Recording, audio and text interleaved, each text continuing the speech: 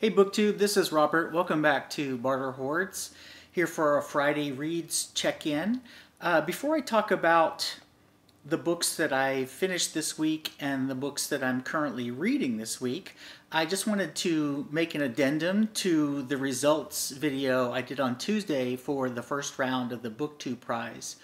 One of the things that I did is I opened up SurveyMonkey questionnaires for each of the 8 groups in the octafinals to let people indicate which of the 6 books in that group was their favorite.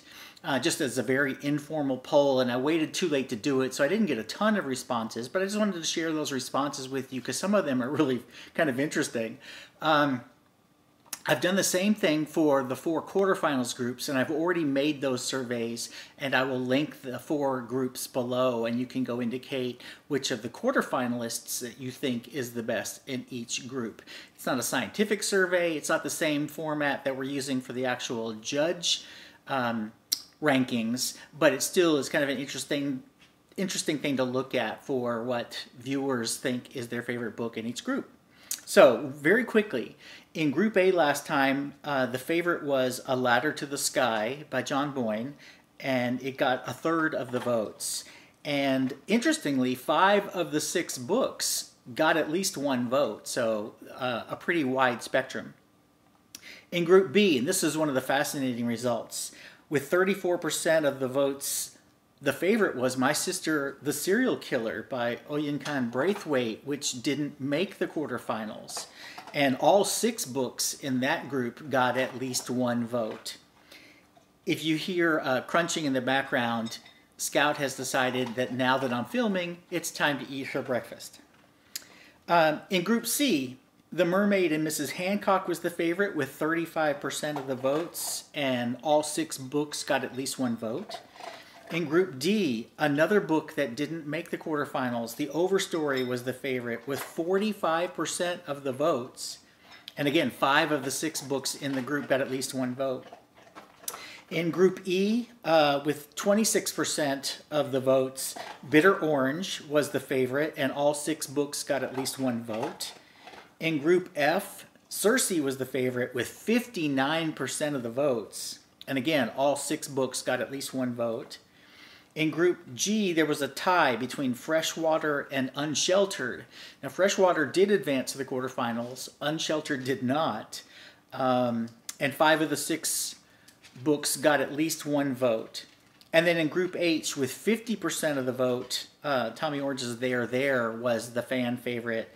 And there was that one I opened so late, there was kind of a small turnout for that one. So only 3 of the 6 books actually got a vote, but there were only about 20 votes in that group. I've opened the ones for the quarterfinals much earlier, so I'm hoping more people will have a chance to find that survey and indicate which one is their favorite. And we can look at these again when we get back at the end of the round and see how the fan favorites compare to the actual judges' rankings. Okay, so let's go on to what I've been reading. I finished 2 books this week. One I enjoyed more than I thought I would, and the other I didn't enjoy at all. So let's start with the bad. It's the first one I finished anyway. And that was, I decided I would try a biography. I don't read biographies very often, and so I thought I'll give it a shot. And I picked one based on a literary figure that I really admire and enjoy, Jane Austen. And so I got Claire Tomalin's biography, Jane Austen, A Life, which by a lot of accounts is the best of the Jane Austen biographies. And I just found it tedious from page 1 to page 300 and whatever it was. I think it's hard to write a biography of Jane Austen because her family was screwy in the sense that they destroyed most of the letters from Jane over the years. And so there's not a huge textual cache of things to draw on for a biographer. And so some of it's conjecture. But what Claire Tomalin does is she focuses on the day-to-day life of trivial things. Who came to dinner, who got a new carriage, who got a new horse, where they went on vacation. and almost nothing about Jane Austen as an actual writer. Now, that may be because there's just not much evidence out there that she can draw on, but I just found that the book was just dull and dry and tedious, and it was a real chore to read. So I either chose poorly in trying to make this entry back into biographies and should choose something else and try again, or I should just give up on biographies. I don't think I should give up on biographies, though. I've read a couple in the past. The one of Leonardo da Vinci by, who wrote that? Walter Isaacson. And Stacy Schiff's biography of Cleopatra. I liked both of those very much. So I do read them occasionally, and I have liked some, but I just did not get along with this one at all. I just found it really tedious, which is a shame because she's also written a biography of Dickens, another one of Thomas Hardy, another one of Samuel Pepys, and I would be interested at least in the Hardy and the Dickens one, but not after reading the Jane Austen one. The other book that I finished is one of the original 48 titles in the BookTubePrize. It did not make the quarterfinals, and that was Matt Haig's How to Stop Time. And I enjoyed this one much more than I expected to. I've never read anything else by Matt Haig, but I'd be inclined to after reading this. The story is multiple timelines, but it's because the character, the main character, lives for a very long time.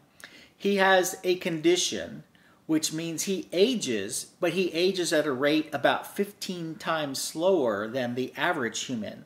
And so you can know him for 15 years and it doesn't look like he's aged at all, which presents a real problem in the Middle Ages when they burn people for witchcraft, for things like that. And so it goes back and forth between his time in the late 1500s up to the present day in London, and how some of his memories from the past impinge on the present. And I just found it really interesting. He knew Shakespeare. He worked for Shakespeare's company at the Globe. He knew all these fascinating characters, and he teaches history now. He tends to move around every 8 years to start over somewhere else before people start to realize that he doesn't age. And so now that he's teaching history, he's basically teaching them lessons from his own past, which is kind of interesting. But there's also a personal story there where he is trying to reconnect with his lost daughter, who has the same condition he does. And so she's several hundred years old as well. And I just found it really interesting. I don't know if I would have advanced it in its group if I had been judging that group. I don't think I've read all the books in that group yet, but I really enjoyed it. I gave it 4 stars because I found the story intriguing without him having to go into a lot of contrived science fiction elements to explain why this guy lives so long. He's not a vampire. He's not immortal. He does age. He can be killed, but he does age very slowly. And so it's examining the problems that kind of condition presented for this main character. So that's what I finished. The 3 books that I'm in the middle of now, I started while I was reading the Jane Austen biography. I started Sense and Sensibility, which I haven't read in many years. It was Jane Austen's first published novel, but it was actually her second one to have finished.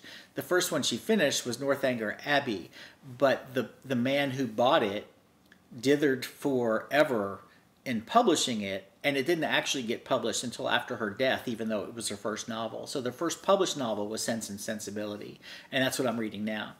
And of course, I love Jane Austen, so I'm enjoying that. The second book that I started is one of the quarterfinalists in the BookTubePrize. There are 3 quarterfinalist titles that I haven't read yet, so I'm going to read them fairly quickly. So I've read all of the quarterfinalists at least. And that is The Book of M by Peng Shepherd, which in some ways is a little bit like How to Stop Time. It's got a science fiction element to it, but it's not really explained. I'm not that far into it. And it's been talked about a lot on BookTube. But basically, something happens around the world and people start to lose their shadows. And when they lose their shadows, in short order, they begin to lose their memories to the point where they even forget what it is to eat or drink and eventually even to breathe. And so shortly after they catch this disease, they start dying off. And it's a world catastrophe. and it's following several characters involved in various places with this catastrophe. And I'm finding it really interesting. I'm only about 150 pages in, but I'm really enjoying it. And then the last one that I just started a day or two ago is a nonfiction title that's been on my shelf for a couple of months, and that is The Evolution of Beauty by Richard O. Prum. And the subtitle of this one, and I'll read it to you because I can't remember it, is How Darwin's Forgotten Theory of Mate Choice Shapes the Animal World and Us. And essentially what Prum is arguing is that we have forgotten what Darwin really argued.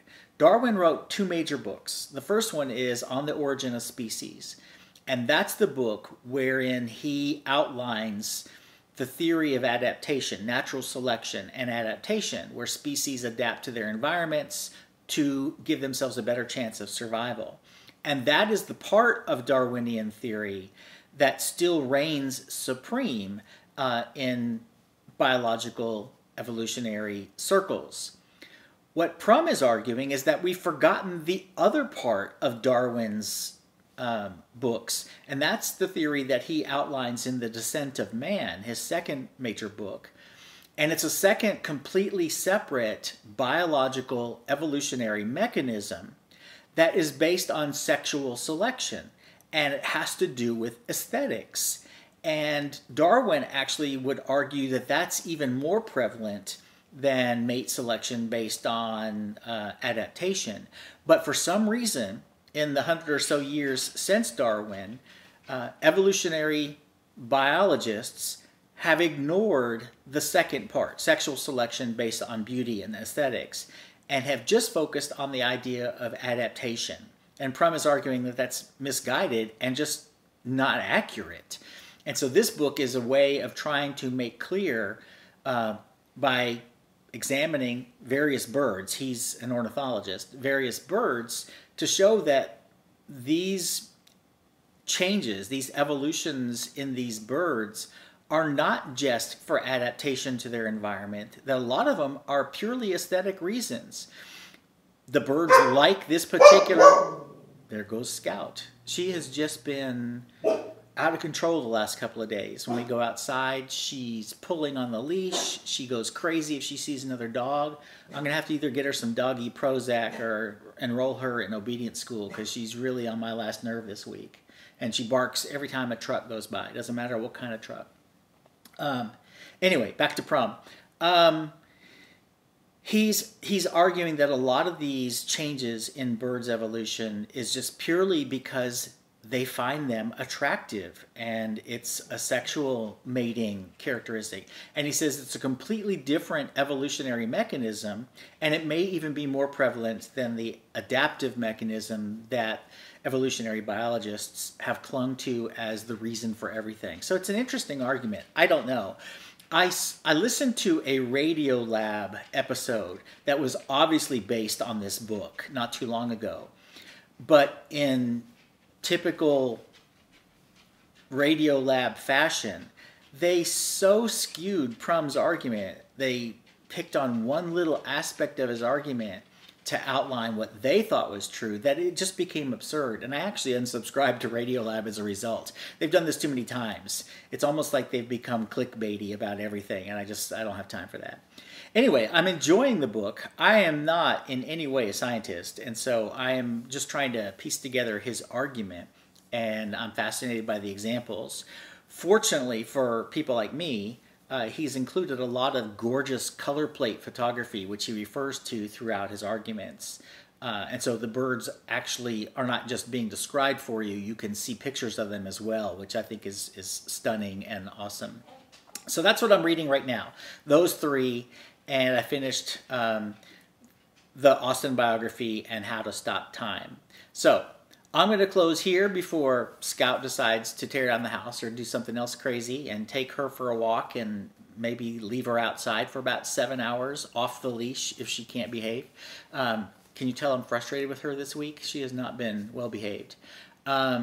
And I've got to run some errands this afternoon, and the weather is absolutely stunning. It's in the 70s and just gorgeous right now, so I'm in shorts.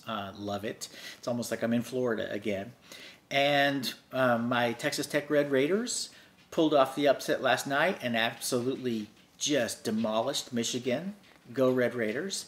And my Wildcats play tonight against the University of Houston Cougars. Go Wildcats. And I hope you're enjoying March Madness, whatever you're reading, the BookTube Prize, whatever you're following. I hope you're having a good weekend, and I'll talk to you again soon. Bye-bye.